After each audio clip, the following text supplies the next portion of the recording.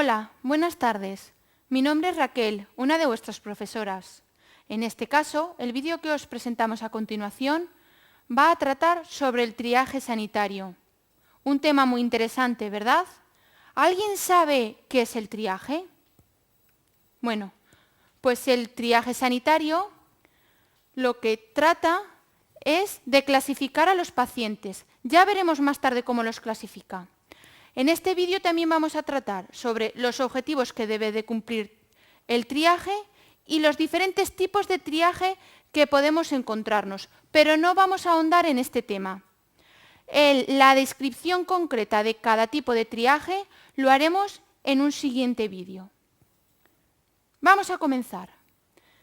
Venga, ¿alguien se anima a definir qué es el triaje sanitario? Pues como bien decís vosotros, es un sistema de clasificación de pacientes que tienen que ser atendidos en el mismo lugar de los hechos, independientemente de si es un centro sanitario o extrahospitalario. Hay gente que se lía, que dice que el triaje sanitario solo es cuando hay un accidente con múltiples víctimas fuera del hospital. Pero esto no es cierto, porque aunque haya un accidente con múltiples víctimas fuera del hospital, todas esas víctimas van a llegar al hospital luego. Entonces, de alguna forma hay que clasificarlos para intentar optimizar los recursos humanos y materiales que tenemos.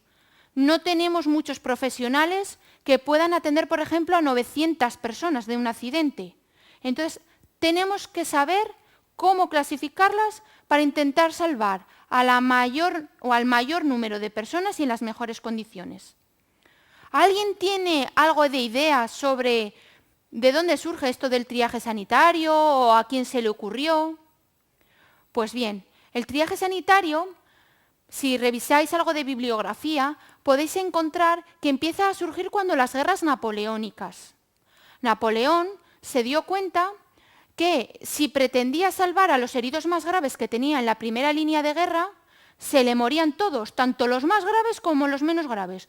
Los más graves porque estaban muy graves y no había forma humana de salvarlos, y los menos graves porque se había tardado tanto tiempo en atenderlos que cuando se empezaba a atenderlos ya estaba la situación tan complicada que se le moría. Entonces se paró a pensar y dijo, vamos a ver qué hago yo aquí, que al final se me van a morir todos y me voy a quedar sin soldados. Entonces empieza a decidir salvar solo a los, dentro de los muy graves, a los menos graves, y a los extremadamente graves no salvarlos, dejarlos morir. Y así vio que le lograban sobrevivir más soldados y recuperarse mucho mejor. A continuación, vamos a hablar de dos conceptos fundamentales en el triaje. Uno de ellos es el pronóstico del paciente y otro, los plazos de tiempo para atender a los pacientes. El pronóstico es el concepto fundamental del triaje. El pronóstico se centra en saber si tiene posibilidades de vivir o no vivir.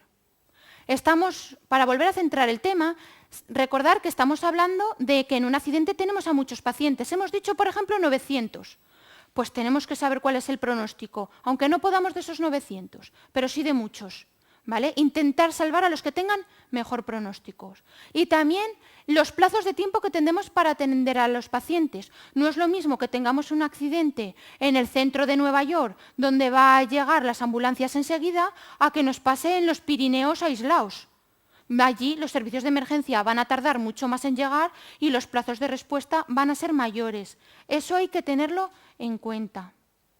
Otra cosa importante es poder identificar en el menor tiempo posible qué tipos de enfermos tenemos. Por ejemplo, si ha sido un atentado, vamos a tener muchos amputados, muchas fracturas, muchos impactos de metralla. Eso hay que tenerlo en cuenta.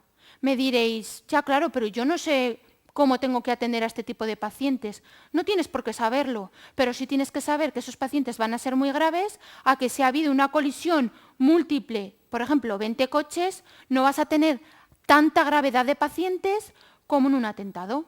No sé si queda claro. En un atentado puedes tener muchos enfermos muy graves y en una colisión múltiple de coches seguro que vas a tener alguno grave, incluso algún muerto, pero tendrás muchos enfermos leves. Lo importante en el triaje sanitario es empezar a atender a los pacientes en el menor tiempo posible. Recordar esto, en el triaje sanitario el tiempo es oro, es vital. Otra cosa importante del triaje sanitario es volver a reevaluar a los pacientes y volverlos a clasificar. En un accidente múltiple los pacientes tanto pueden empeorar como mejorar. Un paciente que lo puedes tener clasificado como grave puede llegar a ser extremadamente grave o mortal, o un paciente que lo puedes tener clasificado como grave, mejore y lo clasifiques como menos grave. Eso también es importante porque en función de dónde lo clasifiquemos va a necesitar un tipo de atención u otra.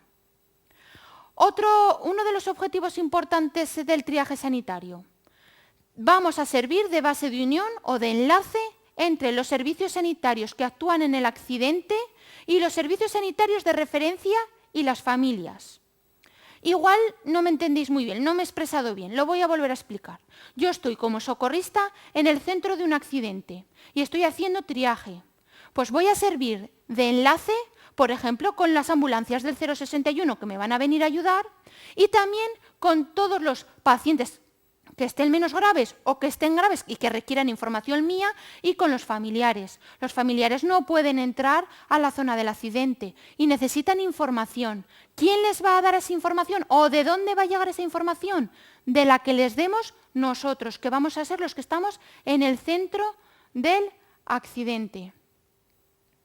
También otro objetivo es recoger toda la información necesaria que ayude a determinar la gravedad del accidente, porque así se va a poder establecer la cantidad de recursos que necesitamos. Por ejemplo, en el ejemplo que hemos dicho antes del accidente en el atentado, vamos a tener que, por ejemplo, cuantificar cuántos enfermos, muchos amputados, de forma, a grosso modo, pues mire, oiga, yo estoy viendo como 40 amputados, hay mucha gente tirada por todos los lados, mucha gente grita, hay coches explotados, un tren que ha colisionado. Cuanta más información les demos, mejor. Una cosa que no se nos debe de olvidar es la templanza. No perder nosotros los nervios. Aunque es muy difícil, si nosotros perdemos los nervios, no vamos a servir de unión con los servicios sanitarios, porque no nos van a atender. Para acabar, vamos a enumerar los diferentes tipos de triajes que nos podemos encontrar. En el siguiente vídeo los explicaremos. No os preocupéis que son muy sencillos de entender. Tenemos, en primer lugar, el triaje de 2 niveles o bipolar. En segundo lugar, el de 3 niveles o tripolar. En cuarto lugar, el de cuarto nivel o tetrapolar. Luego, el triaje de 5 niveles o pentapolar y, por último, el triaje de 6 niveles o hexapolar. Espero que os haya parecido interesante. En el siguiente vídeo, vuelvo a repetir que se explicarán más concretamente estos tipos de triaje. Ánimo, que seguro que os gustarán.